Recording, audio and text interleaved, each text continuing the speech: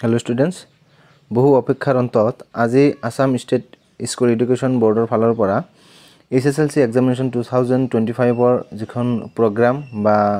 schedule बा routine हे रुटीनखन আজি प्रकाश पाले তোমালোকৰ মাত্ৰ আৰু হাতত আছে ডেৰমাহ মান এই ডেৰমাহ মানত তোমালোকৰ কোৰ্সখিনি কমপ্লিট কৰিব লাগিব যেহেতু তোমালোকৰ ফেব্ৰুৱাৰী মাহৰ 15 তাৰিখৰ পৰা পৰীক্ষাটো আৰম্ভ হ'ব গতিকে সেই হিচাপে এই ডেৰমাহৰ ভিতৰত তোমালোকে যিখিনি কোৰ্স বা তোমালোকৰ সিলেবাস বা কাৰিকুলাম হে গুটেইখিনি কমপ্লিট কৰিব লাগিব গতিকে হাতত বেছি সময় নাই গতিকে ৰুটিনখনত কি আছে আমি প্ৰথমৰ পৰা চাও 15 ফেব্ৰুৱাৰীৰ পৰা আৰম্ভ হ'ব প্ৰথম দিনা ইংলিশ আছে তাৰ পিছত 17 ফেব্ৰুৱাৰী তোমালোকৰ এমআইএল 17 ফেব্ৰুৱাৰী তোমালোকৰ এমআইএল আছে আসামিজ বা বড়ো বা নেপালী মণিপুৰী বা বেংগলী গুটেইখিনি হ'ব এমআইএল টো যাৰ যেটো এমআইএল হে হিচাপে হ'ব আৰু 21 ফেব্ৰুৱাৰীত আছে তোমালোকৰ জেনাৰেল ম্যাথছ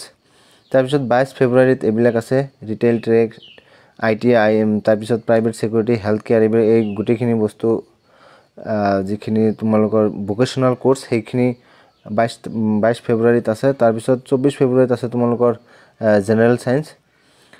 তাৰ পিছত 25 ফেব্ৰুৱাৰীত আছে ফাইন আৰ্টস আৰু ইভিনিংত আছে weaving and textile design elective Bodo elective আছে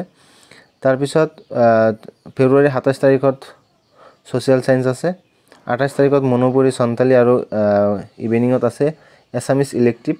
এটো কিন্তু যিসকলৰ এছামিজ এমআইএল আছে তেওঁলোকৰ বাবে নহয় এছামিজ ইলেক্টিভ থকা সকলৰ বাবে গতিকে আকৌ 1 মাৰ্চৰ 1 তাৰিখ আছে হিন্দী তাৰ পিছত মাৰ্চৰ 3 তাৰিখত আছে যিখিনি ইলেক্টিভ আছে ইলেক্টিভৰ ভিতৰত এডভান্স ম্যাথ জিওগ্ৰাফি হিষ্টৰী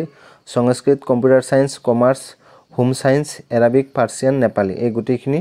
মানে তোমালোকৰ ইলেক্টিভ সাবজেক্টটো একেবাৰে লাষ্টৰ দিনা আছে 3 মাৰ্চত মানে ইলেক্টিভটো হেক তাৰ পিছত তোমালোকৰ পৰীক্ষাও হেক গতিকে এইখিনি আছিল তোমালোকৰ ৰুটিন আৰু তোমালোকৰ ৰুটিনত এটা বস্তু তোমালোকৰ মনত ৰাখিব লাগিব কি 5 মিনিট আগত তোমালোকক কোশ্চেন পেপাৰখন দিয়া হ'ব আৰু হেই মানে 9টা বজাত পৰীক্ষাটো আৰম্ভ হ'ব কিন্তু 5 মিনিট আগত তোমালোকক কোশ্চেন পেপাৰখন পঢ়িবৰ কাৰণে 5 মিনিট আগতে দিব যদি নিদে তোমালোকক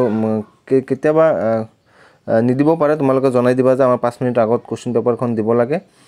আৰু হেখিনি তোমালোকৰ ইমান টেনচন লব নালাগে যেহেতু এটো অফিচাৰ্স ইনচাৰ্জ বা এক্সাম ইনচাৰ্জে হেতু ব্যৱস্থা কৰি দিব এটো লৈ তোমালোকৰ টেনচন নাই কিন্তু তোমালোকে 5 মিনিট আগত কোশ্চেন পেপাৰখন পাবা আৰু সেই 5 মিনিট পঢ়াৰ পিছত কোশ্চেন পেপাৰখন পঢ়ি তাৰ পিছত তোমালোকে 9টা বজাৰ লগে লগে তোমালোকে লিখিব পাৰিবা